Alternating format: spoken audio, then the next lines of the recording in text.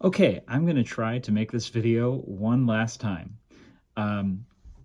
This is the process for how we import our sermon notes into ProPresenter. It's important that you know how to do this so that things look right in-house and online.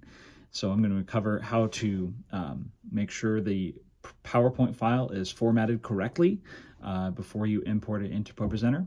I'm also going to be sure that you understand how the backgrounds work and how to put macros on those slides. So without further ado, let's get into it.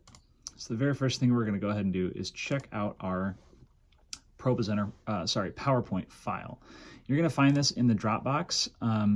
All files that are in ProPresenter get synced up in Dropbox. This is because if we don't do it that way, other computers can't draw from the same files. So we're going to find this in the ProPresenter drop file, and then we're going to find the sermon note file, and then we're going to go ahead and open our PowerPoint file. Now, I'm realizing that the QuickTime player is trying to open a file. I don't want to do that, so I need to fix that real quick. There we go, ProPresenter drop, sermon notes, and then you're going to open this dated sermon note PowerPoint. So once that's open, we're going to want to have a notepad ready to go, because we're going to take a few notes. Very first thing, what we want to do is just check for things like numbered slides, any strange indentations, or secondary quotes. There's a certain way that things have to be formatted for them to look right in ProPresenter. And so what we're looking for is just anything that's got a number on it. ProPresenter likes to get rid of those. So we're going to make sure that nothing in here is like that. Here's one that might throw ProPresenter off. It might not. It doesn't usually do that, but we have a portion of the text here that is underlined and then some that's not. So we're going to just go ahead and note the slide number so that we have it to look back on, and we can double check that once we import it into ProPresenter. That is a typo, I believe.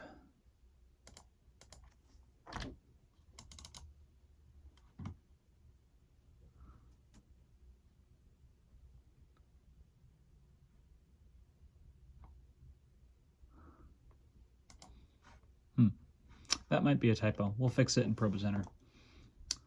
I want to look it up before I do that, before I just change it, because I think that's not how you spell echoes.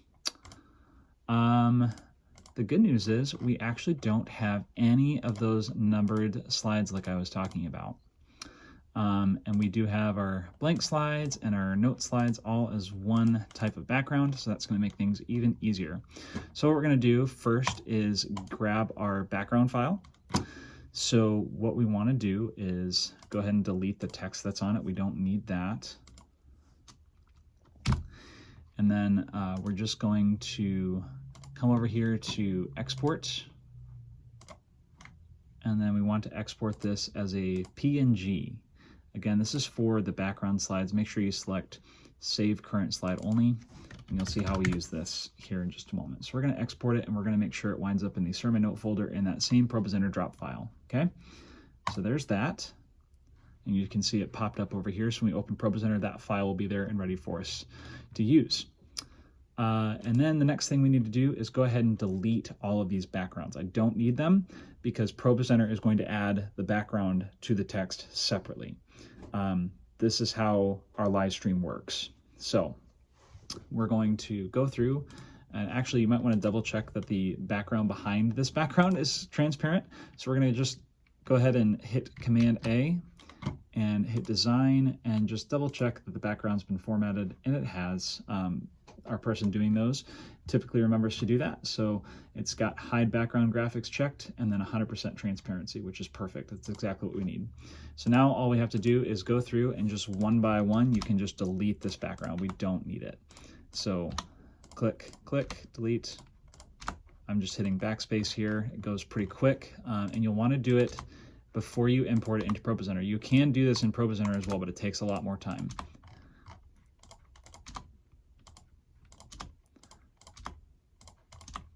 see how quickly I can move through all these slides because I've done it so many times. There we go. Now things could potentially move a little bit faster if we had our person making the ProPresenter files get rid of that background for us after she's done, but it doesn't take us that long to do it, so it's not really that big a deal. I do want to real quick rename that file. I should have told you this, but that should be called blank, just so that we can keep track of it better. So we'll call that blank slide so we don't get it mixed up with our sermon notes. Okay, so now that our ProPresenter file is ready, we're going to go ahead and save it, and then we're going to go to the ProPresenter. Go ahead and leave PowerPoint open for now, because ProPresenter is going to have to open the file anyway to import it. So we're going to go to our sermon note folder over here. You might have to give ProPresenter just a minute to kind of boot up. And once it's booted, I'm going to go ahead and clear any sort of automated triggers that come up. And we're going to go to File, Import, and then PowerPoint.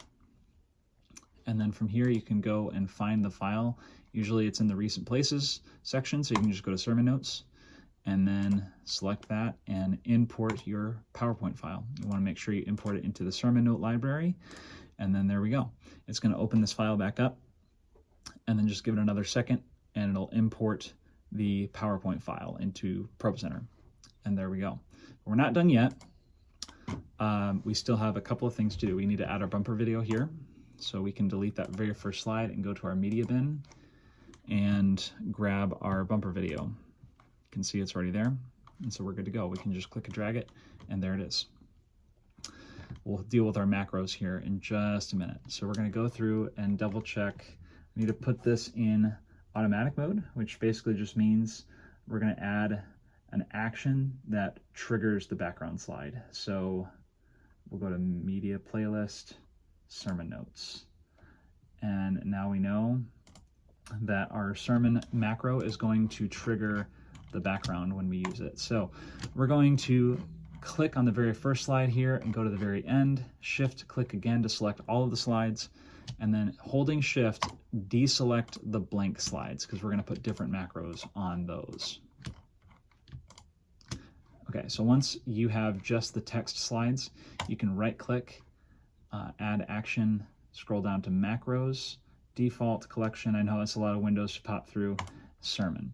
And now you can see we have a macro on every single one of these sermon notes, which is exactly what we're looking for. After you've done that, you can go ahead and test it. So the way you test it, you can see the background trigger just like it was supposed to, because we're pulling a background from the media bin automatically with that macro. If you look at the sermon notes, it's the very first slide there.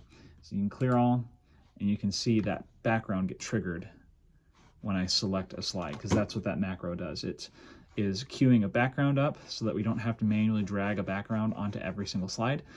You can do it that way, but it's a lot longer and harder to do. And on our live stream, you'll see also that sermon note is making a special look for our live stream. So let's look at that. And there you can see it puts all of the text on a lower third to make that live stream look right. So that's our sermon notes covered. And now we're just going to go through and select, actually it's easier to just click and drag our hide note macro onto every single blank slide. And what this is going to do is, obviously we don't need to put that big gray blank slide up. So as we put all these hide note macros on there, when those get triggered, that's interesting. This has multiple, I'm not sure how that happened, but this one slide has multiple macros on it. So let's make sure we get that fixed. There we go. Now when you trigger these blank slides, you can see what the live stream does. It brings the green screen back up and will show just the video. So for our very first slide here, the macros that we're going to put on that are as follows. We're going to go ahead and do a live blank. We're going to do a sermon timer because it's the very first slide. So we're going to have a timer on the background for Pastor Noah's reference for whoever's preaching that Sunday. They have an idea of how long they've been going. And then we're going to do one more thing. We're going to go to our prop bin over here on the right side of the screen here and go to our stream name badges. And then you can drag Pastor Noah Farmer, PNF, up onto that slide. And so you'll look at our live stream and you can see it's going to trigger a little name badge. And that goes away after just a bit, and either somebody in the back will trigger the high note thing on their own, or it'll just look like this until we put another slide up. There's that slide, and then probably in practice someone in the back after a few seconds is going to hide that note. And it's not going to look any different for in-house, but it will look different for the live stream. So that's important. We're going to go through and just make sure that we have all of our slides taken care of. We don't need last week's. We can go ahead and delete 413. And the very first slide here, we need a macro as well. So that needs a mirror background that's going to make what's happening in-house look identical to what happens in the live stream. So when you click it, you can see there's our video playing for the in-house and the live stream as well. I will say I need to fix something because it's triggering a prop, and it's been doing this lately, so I'm going to have to fix that.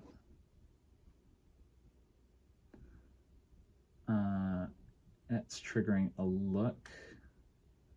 Why is there a prop on that? I'll have to work on that. There shouldn't be a prop there. So if something like that happens, there is a way to fix it. I just have to go through and make that happen. But that is the gist of how all this works. After you've gotten all of your sermon notes imported and macros all set where you need them, you can just go through and double check those numbers that we wrote down before on our little notepad here to make sure it hasn't done any funny formatting things to those slides. It doesn't look like it has. They look the same as they did when they were in PowerPoint. So I think we're all set. And after that's done, we can go ahead and go to our service and go to where the stand-in slot is for the service order here. That's the name of our message this week, but we're just putting that dated file in the empty tomb. And we're going to go ahead and just search by date. So 4/20, and there it is. It's the very first thing that comes up. And you can hit link, and it's ready to go. One other thing that I find it good to do is just to label your slides. If you have slides like this where you've got a video, give it a label so that the operator knows that's what that is. And then they'll know where they need to go to get that bumper and all of that good stuff.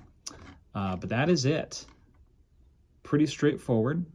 Hopefully you understand the gist of it, and if you ever need any help, I'm always around to walk you through this process. So thanks for watching.